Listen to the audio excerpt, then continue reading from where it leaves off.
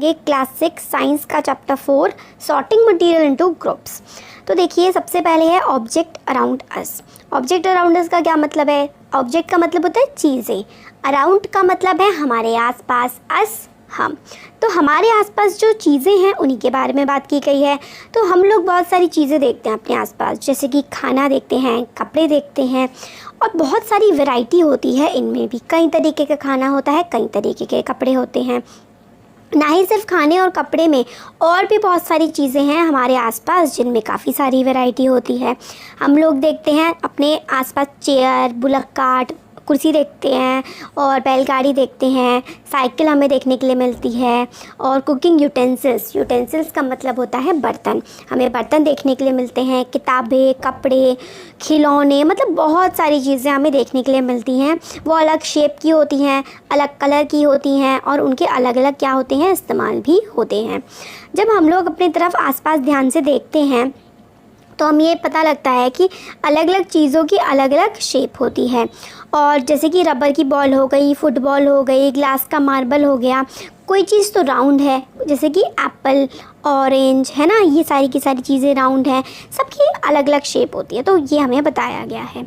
फिर वही आइटम्स के बारे में हमें बताया गया कि आप और आइटम्स कर सकते हैं जो गोल होते हैं। अब जैसे कि बकेट्स हो गई, फिर लंच बॉक्सेस हो गए, टॉयज़, वाटर कंटेनर, पाइप, ये सारी की सारी चीज़ें काफ़ी अलग अलग होती हैं। कोई शेप होता है, किसी का मटेरियल अलग होता है, शेप अलग अलग सबकी होती है। तो इतना इम्पॉर्टेंट नहीं था। अब आगे इसमें भी यही है। अब जो हम अगर अलग अलग मटेरियल्स को मतलब कई अलग अलग तरीके से उनको हम ग्रुप कर सकते हैं, जैसे कि separate all objects from collection. जैसे आपने अगर बहुत सारी चीज़ें कलेक्ट की हैं, जैसे आपने मान लीजिए पेंसिल, रबर और बॉक्स, ऐसी ऐसी चीज़ें कलेक्ट की है, तो उनको आपको सेपरेट करना है उनके साइज़ के हिसाब से, शेप के हिसाब से, अलग अलग तरीके से। तो इसमें ये बताया गया है। अब जो इम्पॉर्टेंट चीज़ आती है यहाँ पर, इतना ये स्टार्टिंग वाला पार्ट इतना इम्पॉर्टेंट नहीं था। तो इसमें वही सॉर्टिंग करनी है मटेरियल्स की कि किस तरीके से आप डिसाइड करेंगे क्या क्या होती है। तो बहुत सारी प्रॉपर्टीज़ होती हैं। यहाँ से काफ़ी इंपॉर्टेंट पार्ट स्टार्ट होता है, प्रॉपर्टी ऑफ मटेरियल। मटेरियल्स जो होते हैं ना, उनकी अलग अलग प्रॉपर्टीज़ होती हैं। क्या आपने सोचा है कि टम्बलर, मतलब जो आपका ग्लास होता है, वो कपड़े का क्यों नहीं बना हुआ होता? तो अगर आप देखिए, अगर आप कपड़े का ग्लास बना देंगे तो क्या होगा, पानी तो सारा का सारा छन के नीचे चला जाएगा। इसलिए हम लोग कपड़े का ग्लास नहीं बनाते हैं। तो कोई भी चीज़ जो हम बनाते हैं ना, वो इस हिसाब से बनाते हैं कि क्या उस चीज़ की प्रॉपर्टी होगी। तो अपीयरेंस, सबसे पहली प्रॉपर्टी क्या होती है किसी भी चीज़ की? कोई मटेरियल कैसा होगा। सबसे इम्पॉर्टेंट चीज़, सबसे पहली चीज़ उसके लिए क्या होती है? उसकी अपीयरेंस। अपीयरेंस का मतलब है कोई चीज़ कैसी दिख रही है। तो material usually look different from each other. Materials जो हैं वो आमतौर पर एक दूसरे से अलग अलग दिखते हैं। वुड जो है वो काफ़ी अलग दिखती है आयरन से, मतलब लकड़ी, लोहे से काफ़ी अलग दिखती है। आयरन, लोहा, कॉपर और एल्युमिनियम से अलग दिखता है ना। तो अलग अलग जो है ना, सारे के सारे जो ऑब्जेक्ट्स होते हैं, सारा सामान, उनकी अपीयरेंस अलग अलग होती है। मतलब वो अलग अलग, जैसे उनका जो दिखने का है ना, कैसे वो दिख रहे हैं, वो काफ़ी ज़्यादा अलग होता है। और एक चीज़ आप देख सकते हैं, कुछ चीज़ों में क्या होती है, शाइन या फिर लश्चर होती है, मतलब चमक होती है कुछ चीज़ों में, और कुछ चीज़ों में क्या होता है, चमक नहीं होती है। कुछ चीज़ें आसानी से कट जाती हैं, कुछ चीज़ें आसानी से नहीं कटती। लश्चर का मतलब होता है चमक। तो materials that have such lustre are usually metals. तो मेटल्स में क्या होता है, जो मेटल्स होती हैं ना, मेटल्स में हमारा लश्चर होता है। मतलब मेटल्स जो होती हैं जितनी भी, उसमें कुछ ना कुछ चमक जरूर होती है। जैसे कि iron, copper, aluminium, gold are examples of metal. Very important, आपको याद करना है कि आयरन हो गया, ठीक है, कॉपर हो गया, एल्युमिनियम हो गया, गोल्ड हो गया। तो ये सारे के सारे क्या होते हैं, मेटल्स होते हैं। आयरन, कॉपर, एल्युमिनियम, गोल्ड, और ये मेटल्स के हमारे एग्जाम्पल हैं। और क्या होता है, इनमें चमक होती है। और कुछ मेटल्स जो हैं अपनी शाइन लूज़ कर देती हैं, मतलब समय के साथ डल हो जाती हैं, because of action of air and moisture on them. आप बहुत समय तक लोहा जो है, ऐसे ही जो नया लोहा खरीद के लाते हैं वो कितना चमकता है, बट उसको हवा लगेगी, बारिश में पड़ा रहेगा, धूप में रहेगा, तो उसमें जंग लग जाता है, मतलब वो डल हो जाता है। और लश्कर जो होती है वो नई नई चीज़ में रहती है। तो एक प्रॉपर्टी क्या हो गई मेटल की? मेटल की एक प्रॉपर्टी हो गई लश्कर। मेटल की दूसरी प्रॉपर्टी क्या हो गई? हार्डनेस। तो जब आप किसी चीज़ को प्रेस करते हैं, आप अलग अलग चीज़ों को जब हाथ से दबा करके देखते हैं तो कुछ चीज़ें कंप्रेस हो जाती हैं। कंप्रेस होने का मतलब है नीचे की तरफ दब जाती हैं। आप अपने घर में जो बेड है उसका गद्दा दबा करके देखिए, तो उसको आप तेज से दबाएंगे तो वो अंदर की तरफ धंस जाएगा। इसी का मतलब है कि वो कंप्रेस हो जा रहा है। मगर मेटल जो है वो जनरली, और ज़्यादातर मेटल्स ऐसी होती हैं वो कंप्रेस नहीं हो पाती हैं। आप उनमें कितना भी हाथ दबा के देखिए, आपके हाथ में दर्द हो जाएगा, वो अंदर नहीं बैठेंगी। तो ऐसी ही चीज़ें होती हैं हमारी मेटल, और इसका ही मतलब होता है हार्डनेस। तो एल्यूमिनियम हो गया, लकड़ी हो गई, है ना, स्टोन, चौक, आप सारे एग्जांपल लीजिए। चौक को आप तोड़ सकते हैं, कैंडल को भी तोड़ सकते हैं, मगर नेल जो होता है आप तोड़ के देखिए वो मुड़ जाता है। मगर आप लोहे को हाथ से मोड़ के देखिए, वो मोड़ पाना बड़ा ही मुश्किल होता है। तो materials which can be compressed और स्ट्रेच ईजिली आर सॉफ्ट। तो सॉफ्ट मटेरियल होते हैं जो आसानी से मुड़ जाते हैं, और हार्ड क्या होते हैं? Which are difficult to compress are called hard. तो आप कह सकते हैं materials which are difficult to compress. ये कंप्रेस वर्ड बड़ा इंपॉर्टेंट है। कंप्रेस का मतलब होता है दबाव पड़ जाना। जिस मेटल पर, जिस चीज़ पर, जिस ऑब्जेक्ट पर आसानी से दबाव पड़ जाता है वो तो क्या होता है? सॉफ्ट होता है। और जिस पर नहीं पड़ता, जो डिफ़िकल्ट टू कंप्रेस होता है, materials which are difficult to compress are called hard.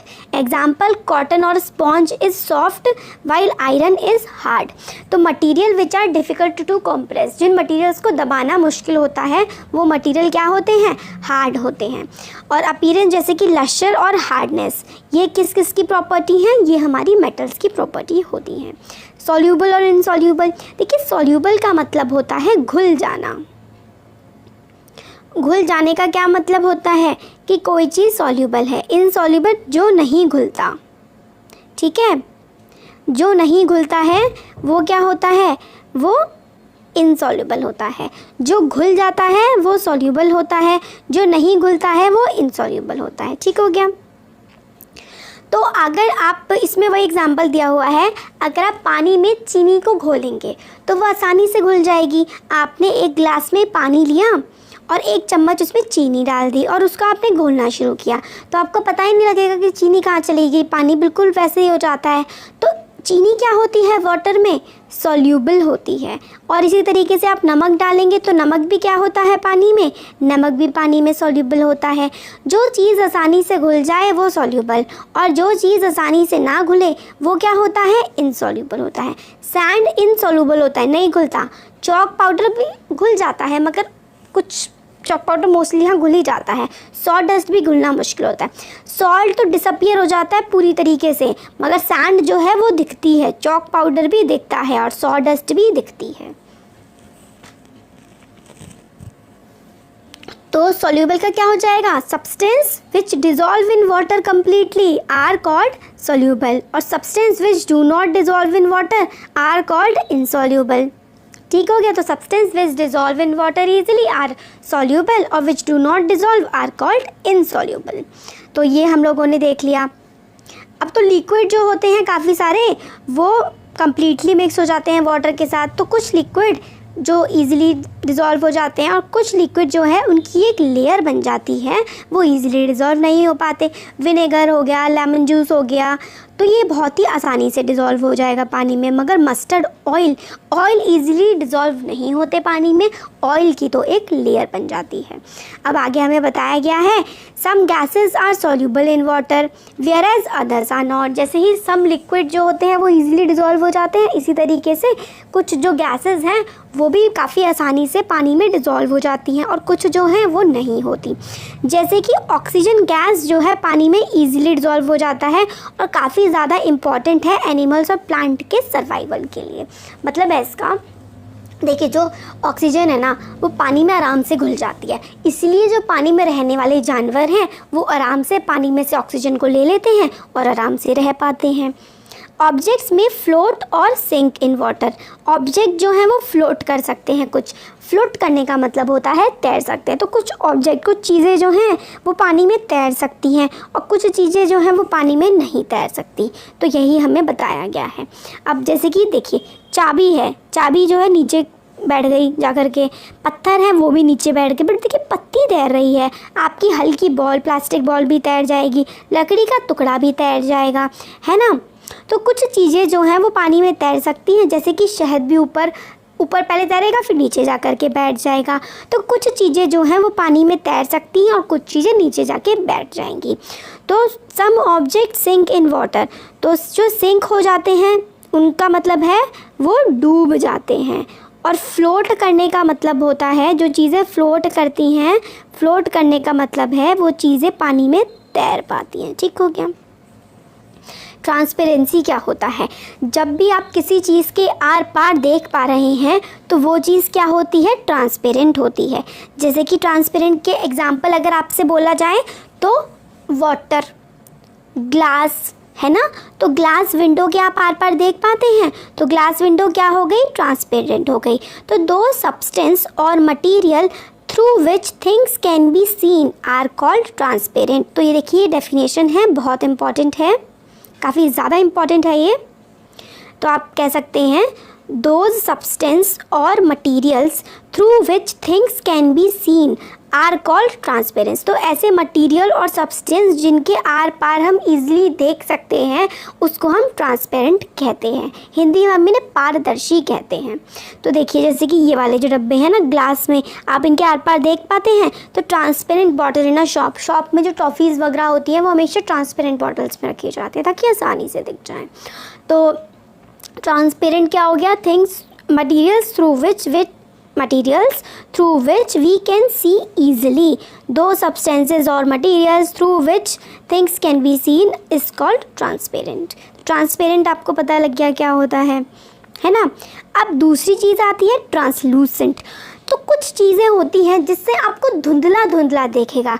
Example के लिए ऑयल पेपर या फिर बटर पेपर, है ना। तो जो बटर पेपर है, materials through which object can be seen but not clearly are known as translucent. तो देखिए ये यहाँ पे materials through which object can be seen but not clearly are called translucent. मतलब ऐसी चीज़ें जिसमें से आर पार तो देखा जा सकता है, मतलब मगर बिल्कुल साफ साफ आर पार नहीं देखा जा सकता, धुंधला धुंधला दिखेगा, तो वो होता है ट्रांसलूसेंट। जैसे कि अगर पेपर होगा उस पर ऑयल के धब्बे लग जाएंगे तो वो ट्रांसलूसेंट बन जाता है, वो साफ नहीं दिखता। तो आप बटर पेपर कह सकते हैं ट्रांसलूसेंट होता है।